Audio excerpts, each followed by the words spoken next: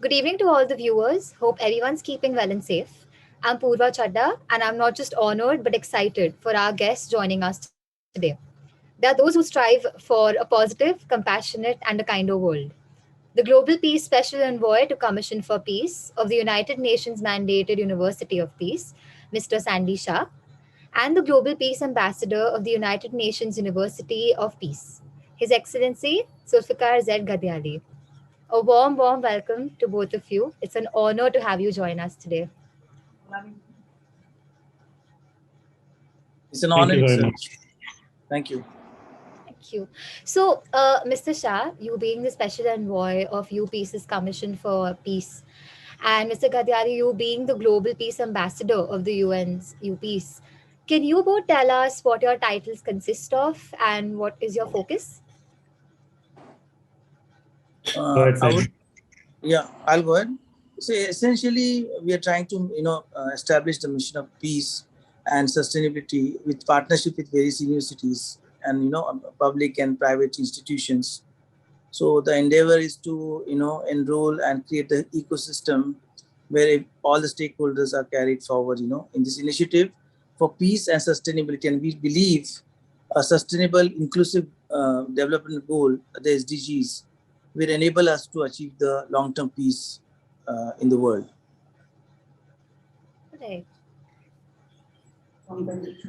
Well, I believe that we are living through a very unprecedented division and contentious counter narratives that further polarize people and alter progress. At the same time, through the digital era catapulted forward to during COVID-19 lockdown, we have proven to be more connected than ever before. Culturally, systematically, logistically, politically, the world is overlapping, and yet we seem less and less able to hear one another, reverting back to judgment of the other in all the unconventional ways, be it misperception, fear, anger, bias, or ignorance. We need to learn to open our hearts and minds to understand and strengthen our deeply interdependent world. It is time to build a sustainable model for peace building, one that we can efficiently embed into our system of operation that keeps this global community progressing upwards and out of violence, poverty, and environmental insecurity and depression. Peace is inherent to us all. It is an art, a concept, a science, a state of mind, a practice. Peace is a foundation from which we all can act together.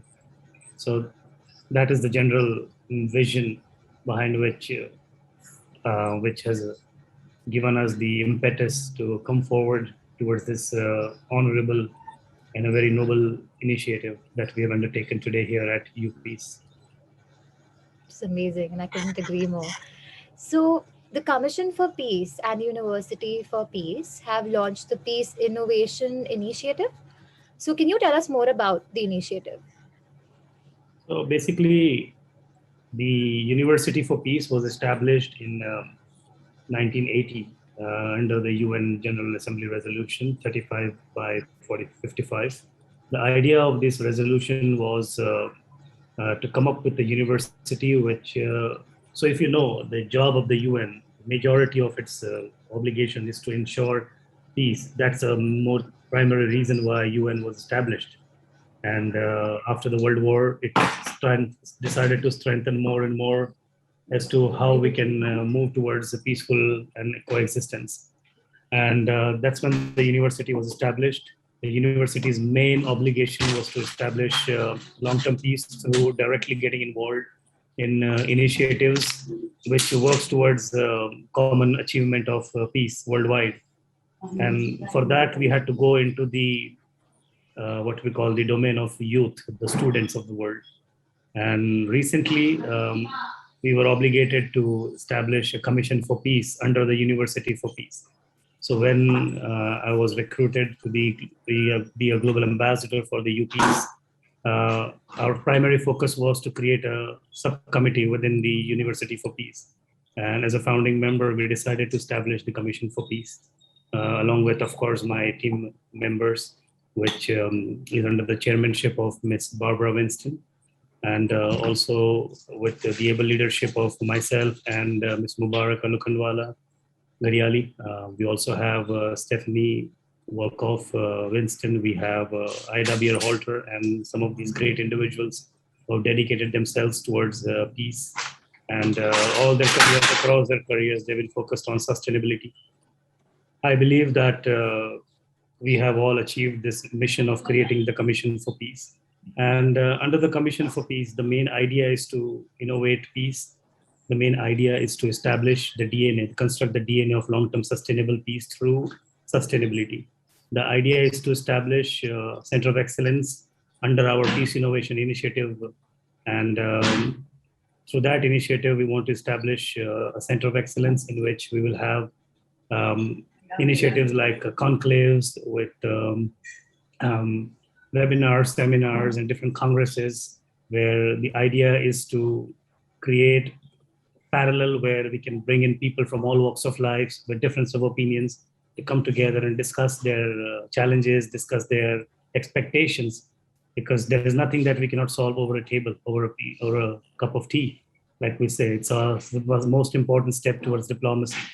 So that is the main objective of the Center of Excellence, which we wish to establish at various prestigious universities, which has the ability to nurture and incubate that kind of a Center of Excellence. But that's not the main motive here. This is the main motive. The way of operation here is to establish curriculum which inculcates the kind of feeling of peace and togetherness. At the same time, we also understand that if we encourage the students to come forward and be part of our mission, it is just not possible to ask a student to give up fancy careers into art, science, and commerce, and in the fields of technicians and engineers and doctors, to ask them to be a peace interlocutor or a peace negotiator. So we understand that we need to create enough jobs, we need to create enough sustainable development projects, and that requires a huge amount of investment. So as a UN, we realize the importance of knowledge economy, around which we have to create a circular economy. And when I say circular economy, which means if we ask a university to partner with us, and we see university as one of the biggest stakeholder in our whole mission. So we want it to be a win-win situation. We don't want it to be a charity mission, because charity enslaves people while empowerment through employment will create a better society. So with that vision, we decided to focus on job creation. And along with job creation, we have also set up an incubation fund under the aegis of the UPEACE and its important organizations. And of course, with the Commission for Peace now coming in the picture. The idea is to establish the Incubation Center, a digital mentorship program in association with various global tech leaders and partners who are experts in the domain of social innovation and social entrepreneurship, and supporting ideas for sustainability to create an efficient world for future for all of us. And we've decided to support the students community, the STEM, what we call the scientists, technicians, engineers, mathematicians. We want to provide a platform to the STEMs so that they can come up with these ideas after learning through our technical courses, through our curriculum. We want to sensitize them towards sustainability. They may be very good engineers, they may be very good doctors, they may be very good technicians. But once sensitized towards SDGs, I think they'll be able to focus their energies and their talent towards creating more sustainable future. And here we are to support those innovative ideas for sustainable projects. And we will not just invest with them, but we'll also mentor them. The goal is idea to impact, and from concept to creation. That is the whole mission. And Sandy is an important part of the Commission for Peace that was established recently. And so is my wife, who couldn't join us at the moment, Ms. Mubaraka Lokhandwala, who's dedicated her life for social innovation and for women empowerment projects. So yeah, I mean, we have our members who are from different walks of life. Like, for example, when I talk about Barbara Winston, she is an 85-year-old person who has dedicated her life for peace. And of course, coming from a very wealthy family of the Harry Winston jewelry brand, still has given back to the society as much as. And then we've got Ambassador Narendra Kakkar, who's dedicated his life as a UN ambassador. We have different people in our board of different walks of life. And like in India, my friend and my brother, Sandy, has taken this initiative to take the mission of UPEACE forward. And here we are, so talking with you at NMIMS. Amazing. Okay. So, what led you to working within this sector?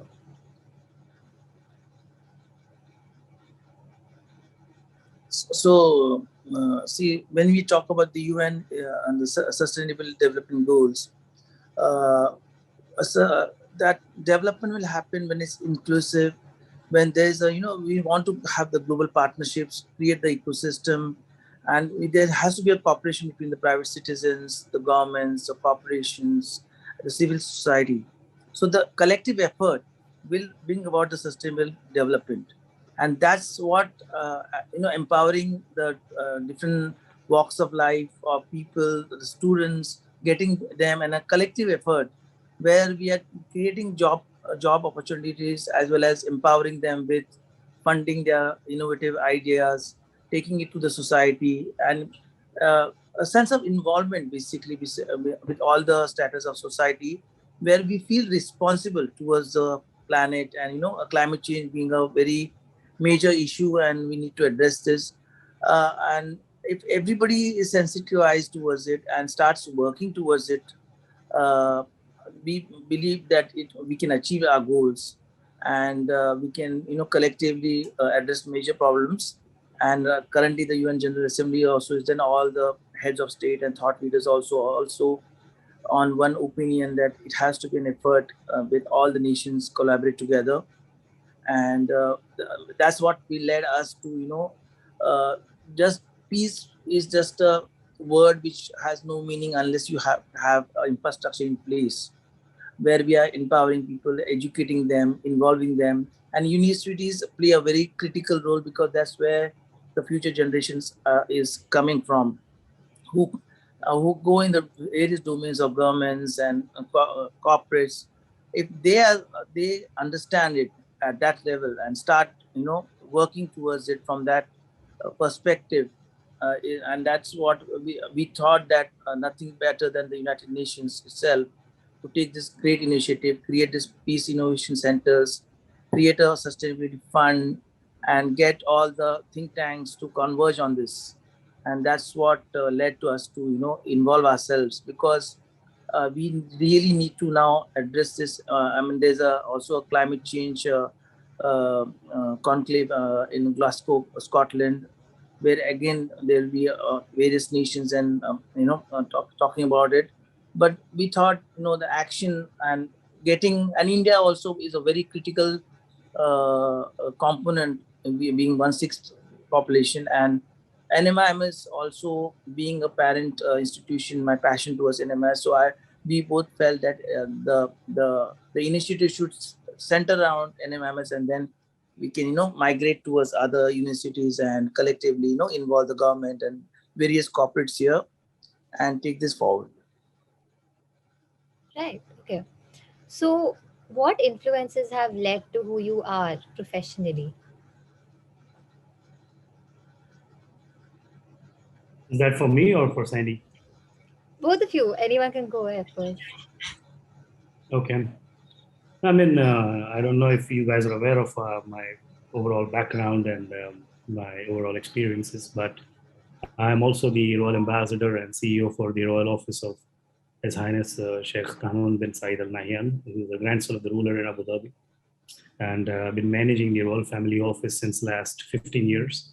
And later half of last 7-8 years have been more focused towards impact investments, because as a royal family, the idea is more to focus on not just the profits or the bottom line, but how much of an impact a project can have on a society at large. So when we look at projects, we don't look at just purely from the ROI perspective. We look at from its social quotient, what benefit it brings to the society and its stakeholders. And of course, money is important. We have to make money, but I mean, I could, as a royal, I could simply leave the money into the banks and have an interest on it, and that will be enough to sustain the rest of our lives. But we decided to put our money to work, and that's very few people who can actually put their money to work for people. People do the other way around. Usually, they use people for money. We use our money for our people, and I think that's what is driving us. And it's not the first time that we've been associated with the UN. We've been part of several various initiatives at the UN. We worked with the human rights We have worked for resettling refugees across the world. We have worked towards a World Food Program. We have created softwares to help distribute food evenly across the world, from area of surplus to area of deficiencies. We've been part of various such schemes. And then ultimately we realized that charity is not the way. It's not the answer. It's not just giving man a fish for a day, but it's about teaching him how not just to fish, but also where to source the fish from and where to sell the fish, thereby completing the whole concept of circular economy again. So that's what we are, and we focus on skill development. We believe that across the world, the wars have been fought for power, for greed, for lust, for resources, and to have an impact on this, it is very important to create a sustainable future where, imagine, I mean, today, if I shut your internet for 1 hour, you will be really upset. You'll perhaps, for a day, if you lose your internet, you'll be very much cursing the company, the utility company, which provides you the internet. If I shut your internet for 1 month, you'll definitely be on the streets protesting. If I shut your internet for 1 year, you'll probably be pelting stones and having guns in your hands, because that's the kind of expectation we have from ourselves. So we want to create the avenues for resources for people so that there is lesser conflicts in the world, there is lesser competition, there is lesser greed. Of course, that's always going to remain, but the idea is to create as many people into the mainstream, bring more and more people into economy so that they can work towards this. Um, I will also want a woman's perspective here. And for that impact, I think I will let Ms. Mubarak also share her views, because it's very important. And I always believe that women should not be behind a man or ahead of a man. Women should always be along with a man. And I think she's done a great job. In fact, she's taken away ahead of us. Last year, she was awarded by the UN for creating jobs for 8,500 tribal women. While their husbands were losing jobs during the lockdown, she ensured that those women were getting skill developed and they were able to source jobs. And they were, each one in India, especially, where they were earning more than 700 to 800 rupees a day, which is enough to feed a marginalized family. So I will let her also share from her perspective on gender equality and inclusion and her overall concept on the University for Peace. So hello guys, it's wonderful to be on this forum and to share my thoughts. Thank you very much, His Excellency, for the wonderful introduction. So yes, it's really amazing to see how these various universities are coming forth, in bringing this initiative of UPEACE together. And we believe that the youth is the future. And therefore it is, at our end, we believe that the more we bring students into this fold, the more we bring mainstream people into this fold, it'll be nice if we can, culminate together everything and take it together, as we want to see more next gen ideas coming forward. And we thoroughly believe that women are a major, because we are more than half of the world population, and bringing more and more women into the fold is also very important. So me, as a staunch believer of women empowerment, would love to take this initiative ahead with NMIMS. And it's amazing that you all have come forth to, put up a center of excellence at your center. All the best. And you can count United Nations University for Peace with you all in this. Thank you very much. Thank you, ma'am. Now, I would like, Sandy, you to share your thought as to what, apart from, of course, we being friends with each other, what tempted you to work with University for Peace. And please share your thoughts as well, Sandy. Kindly go ahead. Yes. So similar to His Excellency Mr. Gadayali, I've been also working very closely with various sovereign families. They've been personally close to me. And I saw the shift for them also, that to create, they understand the resources are getting depleted. The economies are, have changed a lot, especially after the pandemic. So we thought that the umbrella of University of Peace and United Nations would be the ideal to take it forward. And I've been personally influenced a lot by their thinking, the vision. They are thinking way ahead of times, and they are making efforts. In fact, they have their own sovereign funds which are now investing on impact, and social causes and alternate energy. So, and personally, I've worked very closely with Mr. Amitabh Bachchan earlier, and he has been also been a very major influence on my thinking of being magnanimous, being compassionate, and giving back to the society and working towards the betterment and involving the various his especially his resilience, his dedication, his hard work, and his words of inspirations have always motivated me. And thought that this, and of course, uh, Mr. Gadiali being a very dear friend, like a brother to me, and we think alike, and we really want to do something unique, and we want to bring India to the forefront of this endeavor. And collectively, I think we can really make a difference. And the even internationally, there's a huge focus on India and the potential that it offers. So we thought this is the right time. The pandemic has been a paradigm shift in thinking, and various uh, uh, endeavors are being made by various nations and conglomerates to now collectively work towards climate change sustainability. But that, to activate that uh, whole protocol, we need especially the universities and the young generation to understand and start, because they are the future, and this is the legacy which we create for the future generation. And it's our responsibility to save the planet and such.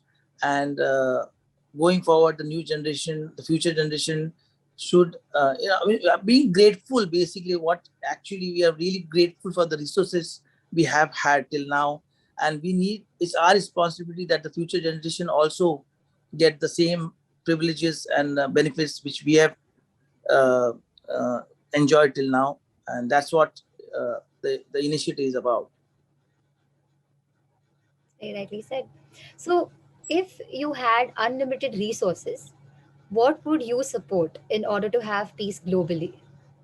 It's never about, I mean, I would rephrase the question a little bit. It's not just about having abundant resources. It's about having the intention. It's about having the heart in the right place.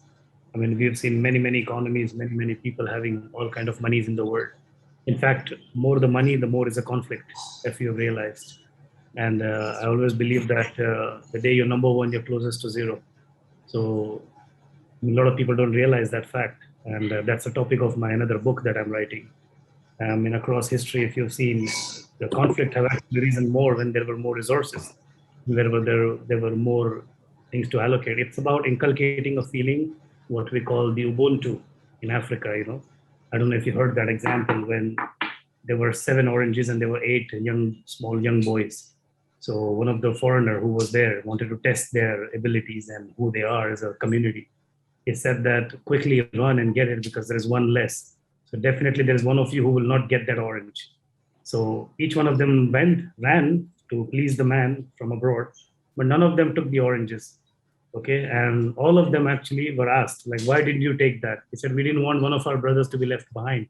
Rather, we'll use all the 7 and share between 8 of us. So they never have a concept of I, they have a concept of we. So it's all about we together as a community, we together as people.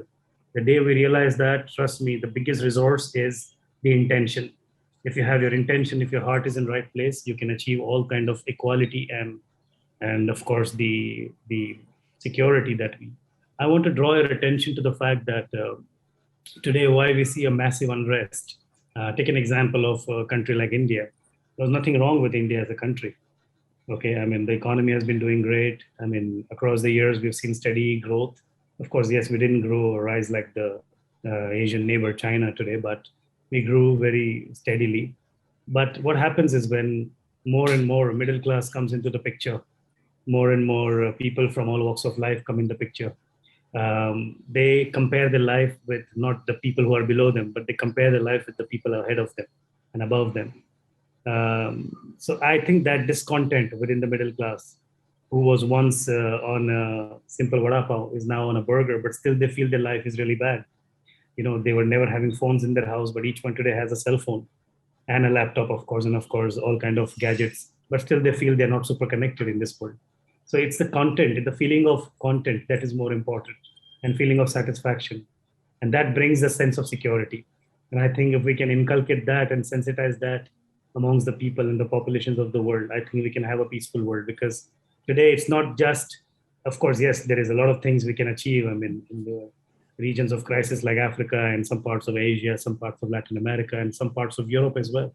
So whenever there are people who think about charity and doing something for the society, they always think it should be done for Africa or India or Asia.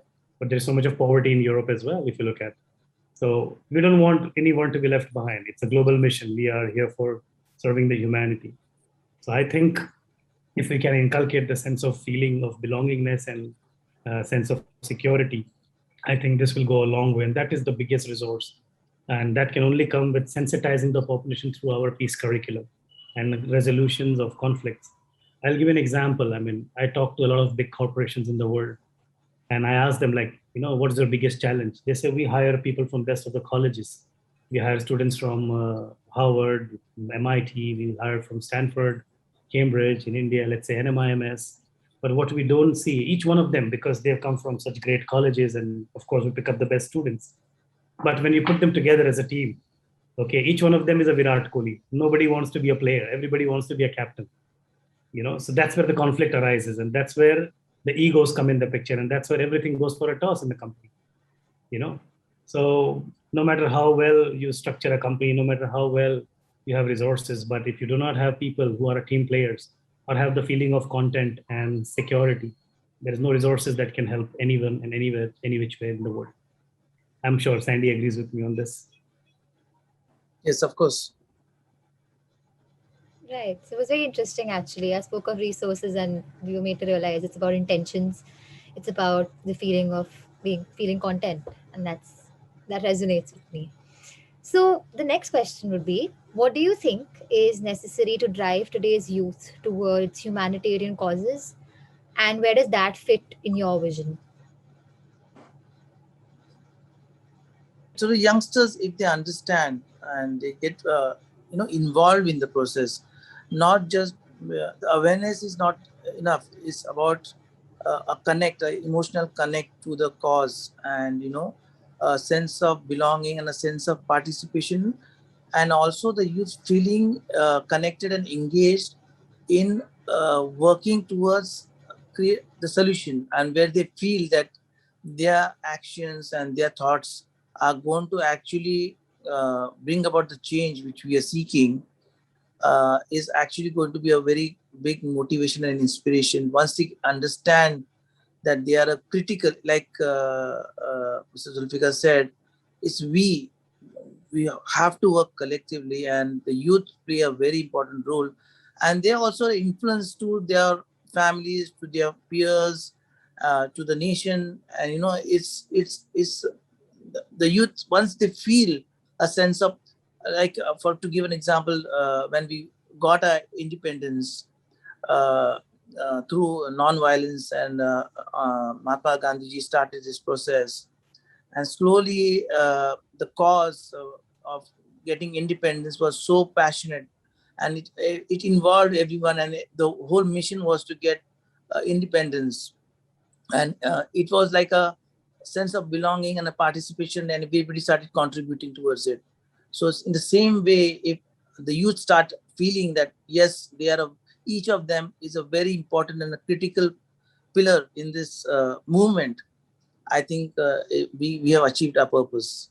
Since your experience in this particular role, what would be your advice on giving out information about important messages about peace related challenges? Oftentimes it can get convoluted. The message gets it's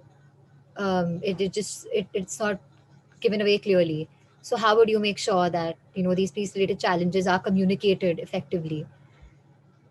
Okay, let me break your question into two things, two issues actually, if I have understood your question correctly. Right. First and foremost, most importantly today, the major challenge is that the role of media. Okay, everything is going fine, and suddenly somebody comes and tells you that, what, your grandfather never died of heart attack. There's a person who killed him. Okay, so now he's inspired a feeling of revenge in my heart. So it's about a lot of fakery. There is a lot of debauchery. There is a lot of all kind of bad influences and some irresponsible political leaders and religious leaders who make those kind of statements, which kind of leads to a conflict. What happened in the past? Yes, we must remember. We must, take lessons from them. But that doesn't give anyone a right to create discontent based on what happened in the medieval or ancient era, to use that as a reason to create conflict in the today's world. Otherwise, what have you learned? What have you learned from those mistakes? So I believe that, what I see worldwide, not just in India, worldwide, we see this trend, people saying, okay, because these guys were killed in the past due to certain reasons, now it's a time for these guys to kill these guys. I'm just giving a very broad example. So this has to stop. Whoever is doing that, wherever, whichever part of the region of the world, has to stop, first of all. And secondly, the major challenge today is that, people are always looking for excuse. You see the rate of suicide going up. You see the discontent within the family, the dissatisfaction within overall, the pressure that we create on ourselves. Love is our natural ability. That's our natural nature. What we bring out of us is a hate, which is actually not natural to us. And that isn't defined by a lot of external factors. So these external factors are, of course, I blame the media worldwide. Of course, I blame the media in India as well, because India is an important country for us as a UN. And of course, being an Indian myself, I believe that the fourth pillar of democracy is not functioning the way it should have functioned. They're involving themselves in fake news. They're involving themselves in tabloid. They're involving in making news. You see all the time in the news, you see only people giving their opinions, like people who have no right or no caliber to give opinions are giving opinions and instigating people and instigating violences. I think that needs to stop, first of all. I'm just giving a very practical solution.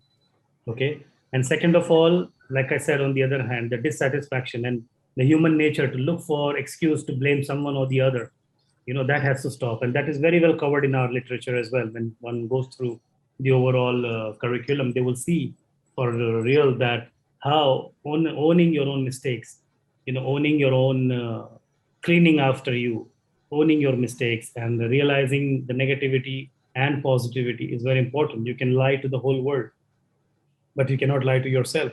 Each person has to inculcate those feelings in themselves, and then you can have a really satisfied human being. And again, going back to the same thing, it's all about having access to resources. If I have job, if I have education, if I have enough resources for myself, if I'm confident that tomorrow there will be electricity, there will be water, there will be clean air, I will definitely be very happy, and I will be sitting very peacefully on my couch. I will only come out and protest or do anything which is violent, although I still don't support that, but people indulge into that. So you can't help it. That's a trend which we see worldwide today. So it's all about, at the end of the day, working towards sustainable development goals, not because, the environment, or not just because the earth is in danger. It will be a very arrogant statement on our part to say the earth is in danger. I would say the human existence is in danger, perhaps. Okay, so it's a very arrogant statement when we say save earth and save planet. I would rather say save humans. It may not be conducive for humans to live anymore. The earth will still be there. Will disappear as the dinosaurs disappeared. So I think we should say save people. And to save people, people have to come together, ultimately. That's the whole idea. And for that, we need to focus on supporting innovative ideas and focus on funding and investing our monies into these impact projects, which can bring more and more jobs, which can create more and more sense of belongingness, which creates more and more sense of pride. Because each man, the best way to empower people is to give them job, to give them access to everything. And I think that's what we need to do today. Right. So, what do you think can we do for achieving the sustainable development goals? Yeah, essentially, like we need strong, global partnerships where all the stakeholders converge and work together. It's like on His Excellency Mr. Zulfikar said, it's private individuals at their own level, the society in general, and in the governments and in the corporates. All of them have to work towards it and serve humanity, and provide livelihood and empower people and get people in the mainstream, and with the different think tanks, give them job opportunities, and that's how we'll we'll be able to, you know, achieve these goals. So there are 17 goals, and each of them have their own sensitivities and the own mechanisms where we can work collectively and achieve those. Right. So, in your opinion, what are the international community's top priorities for the sustainability today, and how can we achieve definitive solutions? I think today the biggest goal, according to me, is giving access to the women today, diversity and inclusion and gender equality. This is one of the topmost priority. Some people want to support the blind people. Some people want to, I would not say blind, sorry, visually impaired rather. People who are, we call them in UAE people with determination. We don't call them physically challenged or handicapped. We call them people with determination. I think people work towards that. That's very important. But today, due to societal stigmas and the rules that so-called society has created, it has impaired the most single biggest population, which is the women. And I think time has come for not just women to arise, but the men to support them equally as well. I was very impressed with the current United Nations General Assembly, which concluded last week. There were some amazing new resolutions that took place. I was very happy to see India having a women representative as well. I am also very impressed with a leader in Mumbai, Aditya Thackeray. He calls himself Aditya Rashmi Uddhav Thackeray. It's a very big statement that the political leader in India is giving today by placing his mother's name after his name. I mean, we have seen Sanjay Leela Bhansali doing that in the past years.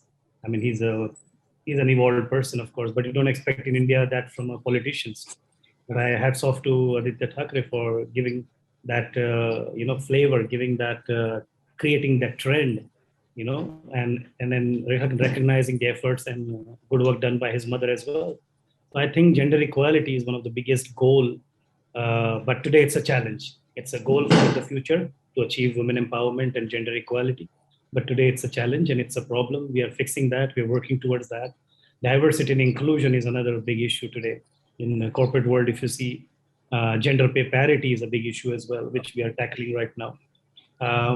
Rest, yes, of course, education. And if somebody asks me the three buzzwords in the world, I would say education, education, education. That's it. That's the crux of everything in the world today. You see, I mean, what is happening in Afghanistan today is basically uh, demise of free thinking, demise of what we call education, free thinkers. The day you kill the free thinking, you create all kind of troubles. A culture is defined by its educated population, and if you kill education, you kill the culture. When you kill the culture, you kill the whole nation. So I always believe education is the most important thing. With education, we can solve all the problems. So these are the two important areas that we're focusing on right now. All right. So, we do have a lot of young listeners to this interview today. What would you advise them if they wanted to pursue this kind of a career path?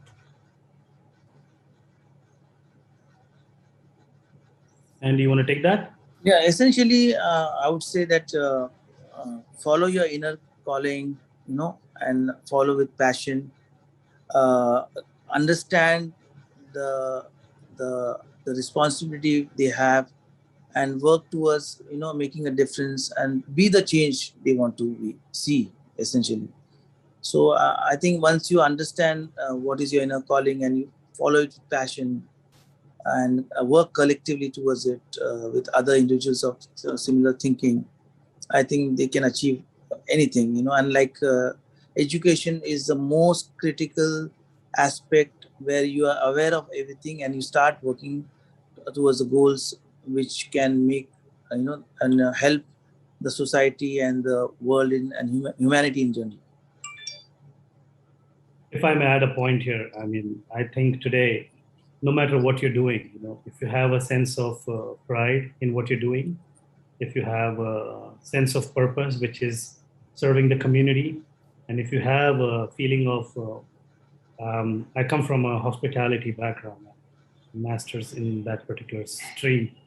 I always learned, and the reason for my success personally is the you attitude that I have in me. I think when you're in a meeting, when you're in your life, if you start to think from other person's perspective, and don't say what I want from you, try to give him what he wants or what she wants, and that person will bring it back to you what do you want in the end of the day. So that's the best way. That's called the pull strategy. And the you attitude is the most important precursor in life. And I have seen that when I have always been a student of not what the person says, but why that person says that, and what is the origin of that person saying, the intellectual capital and the cultural capital behind it. So when they say the smart people judge you with what you speak, is this actually because they come to know your intellectual capital and your culture capital from that. It's all important to have a sense of feeling of sense of purpose, and having a commitment towards giving back, and remembering that we are not here to become number one, but to become the best of our world, ourselves. you know every day is a challenge for you, and if you come across that, I think that's the thing. So any career path you choose, any stream you choose, be proud of yourself, what you're doing, and create a niche for yourself. That's the best advice one can give. So, your inputs have been deeply insightful and inspiring. And I'm so excited for what the University of Peace holds for us. I've heard so many good principles and thoughts already that you have spoken of today in this interview. I'm so excited for what the UPEACE has in store for us. So, thank you so much for Well, making time. Purva, one sec. I just wanted from your perspective, all of you collectively, what is your perspective about this, and how do you see going forward? UPS can be, can empower you guys, and what do you expect from the University of Peace, and how do you perceive this platform under the United Nations and University of Peace? I would like to throw it open to all of you, and I would like to have your perspective on this, because that also will give us a lot of inputs to help you guys involved in this process, and you know empower you guys in the right direction. Right. So, just a second. Is Ishan here? Yes, Purva. You'd like to go ahead first? Okay. So basically, sir, coming from a platform where we have been encouraged to take forward the things which are related to sustainable development goals, have something been imbibed with from us from the university itself. So we have been associated with many conclaves, many webinars, wherein we go and speak about such topics. You spoke about the what's happening in the currently just ended UNGA, what happened in the past, and also what's happening in Afghanistan is something which really boils down to us, like, why can't we be a active part member over there?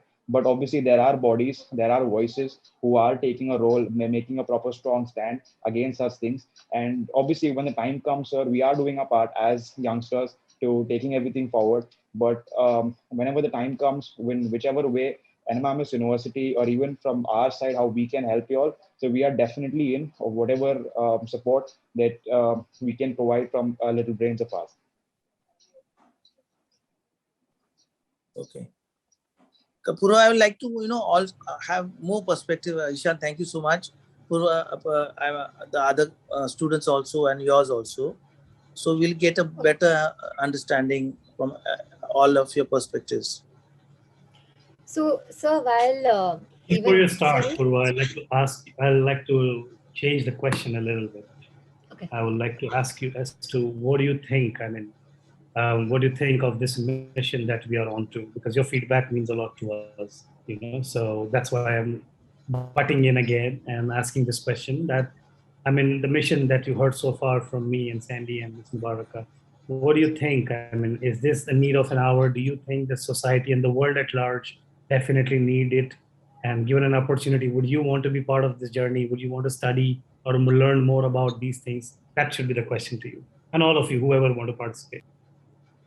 So, absolutely. So, when I was reading up about the University of Peace, it excited me in general about what the aim is, and I think before this interview, I was especially excited the fact that we need to start talking about peace, not just, outside of what we study, but also if it can be incorporated at, University of Peace and have a conversation as a curriculum, that'd be even more amazing, because I think it is definitely the need of the hour. We need everybody to have um, a perspective. Everybody needs to have a sort of input in the same. And I think the University of Peace does align with that idea. So it's more exciting to me than anything. I remember speaking to Sandy sir about this, and I told him that from my educational background, we spoke of the UN or stuff like the peace etc. up until school level. But after that, when we come to university, it kind of mellows down and it becomes a choice. Whether you want to involve yourself, and then again the platforms to involve yourself in conversations of peace and sustainable development goals becomes very limited. So the University of Peace coming in makes it easier, and it's exciting in general for me personally. So if anybody else wants to answer. So this takes something. Talking about peace is something which I feel the level of literacy level in maybe in India. Obviously, we're coming from Indian schools. The template being set from the government is, I would say, not towards the inclination where we have been taught about peace at that much. We might be taught about history. We might taught about geographics, basic little bit about science and arts, but the core understanding about how to deal with peace, even at the most minuscule level, about how to deal a peace with maybe a student, maybe a co-member with your within the teammates, is something which has not been imbibed into us. So having a course structure which comes into picture, which basically just helps us get a better understanding, make a proper roadmap about how to deal with maybe negotiation, if that's part of about how to get your piece being sorted out, or even at the higher level, maybe in the +2 or even the undergraduate level, where a little deeper understanding about the piece can be taught, is something which really can help us not only in those getting through the results and sailing through the 4 years or 3 years of education, but even later on, like, y'all are doing such a great job at a level where there are delegation being sent to even Afghanistan to deal, right? So it's just not just dealing with the lower level class people with just stopping on normal things, but even at the highest the diplomacy is something which has been required at even now and maybe even in the future. So if we've been taught about such things at a very and from our roots, so it might be genuinely very helpful for us coming in the future. Wonderful insight, Inshan, I must say. Yeah, And I'm so I won't say shocked, because I expected this kind of what while you were answering your question, most important I could see is the sense of empathy you have towards someone who's sitting way away from you. You've never seen them, you never met them, but the sense of respect and love that you have for global community. And that's what I always say about especially Indian children, and Indian kids, because from childhood we are studying in schools. Brahmin boy studying in a Catholic school, knows about Christmas, knows about Diwali, knows about Prophet Muhammad, knows about Eid. They know everything, and that's what from day one, opens up their mindset, opens up them to experience different cultures, different lifestyles, different foods. So that's what makes us today. Somebody asked me, what is the biggest export of India? Somebody said cotton, somebody said textile. I said, no, it's the manpower, it's the human resource. And why the world wants Indian CEOs and Indian executives is because of this, that we're open to experiences, we're open to ideas, we're open to perspectives. Same, I mean, if you know a little bit about our neighboring country called Pakistan, until 1965, they were the fastest growing country in the South Asia. I don't know if you're aware of this. Yes. But one fine day, someone stands up and says, now it's going to be an Islamic country. While Jinnah set up a very secular, so-called, as per them, a secular constitution. But eventually a guy comes up and says it's going to be an Islamic republic. And that's what happens. Everybody becomes Muslim. Even the 4% minority that they had became Muslim.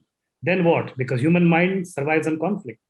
I'm going to quote Professor Moriarty here. Human minds needs an incessant need for conflict. It depends on you. You want to sell bullets or bandages. So I believe what happened then was people were looking for conflict within the religion. So then the Shia and the Sunni started between them. And it went so crazy that even within the Sunnis, they started to fight. Even within Shias, they started to fight. So there is no end to conflict.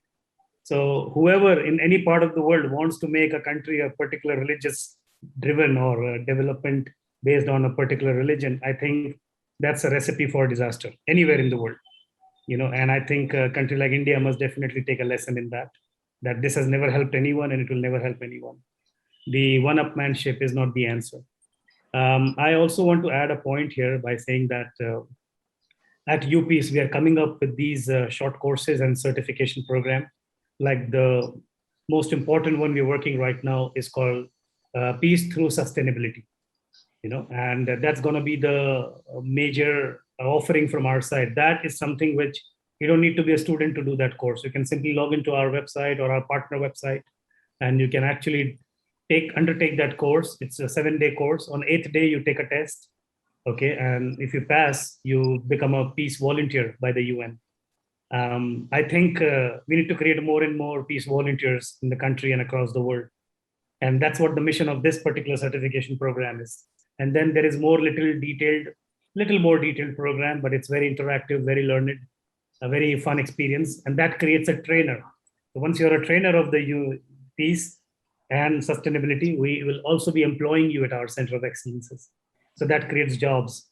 Like I told you, our mission is to create jobs and invest in sustainability. We're not asking a student to just take a home education loan and spend money on us.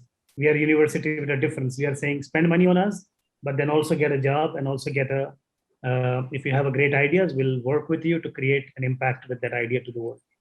So I think these are some of the initiatives that we are taking to encourage the youth towards sustainability. Otherwise, nobody cares. I mean, it's at the end of the day, what's in for me and what's in for us. If you can identify what's in for me, then the world is yours. Thank you. All right then. So thank you so much for joining us today, His Excellency Zulfikar Katyali and Mr. Sandy Shah. It was an honor to hear your inspiring and insightful inputs today. Thank you. Thank you very much. God bless. Thank you. God bless you all. Thank you very much. Thank you.